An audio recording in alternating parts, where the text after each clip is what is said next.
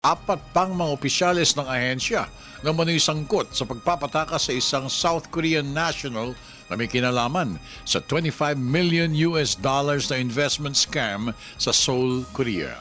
Ito'y matapos na mismong si Justice Secretary Laila de Lima ang nag-utos kay Bureau Chief Ricardo David na hanapin ang mga miyembro ng sindikato na matagal nang nagpapatakas sa mga illegal aliens sa International Airport.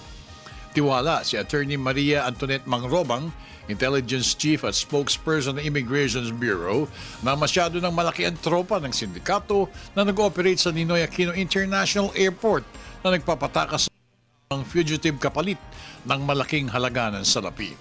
The instructions of the Secretary is to identify and immediately file administrative charges against those who are found to have aided this foreigner. Pangalawa po, and more importantly po, yung hiningi rin ni Commissioner David na assistance ng pagbigay sa amin ng prosecutor para po sa possible criminal liability of these individuals. Unang sinibak ni Commissioner David sa pwesto si OIC Rosel Sacendosilio, ang BID official sa NAIA na nakitang nagproproseso ng mga dokumento ni Park Sung-jun para ito makaalis. Tiwalang Intelligence Chief na marami pang iimbestigahan at tatanggalin matapos na makita ang mga ito sa CCTV na umaalalay sa dayuhang si Park Sung-jun.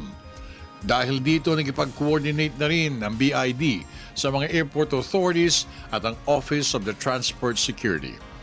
Tila napaka-syndicated nung kanilang pagkakagawa. So, kaya po talagang lumapit kaagad kami sa Manila International Airport Authority kasi po hindi na immigration ang involved dito sa kasong ito.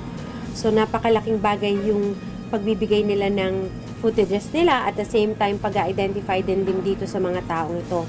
Para sa Telebisyon ng Bayan, ako naman si Noel Perfecto.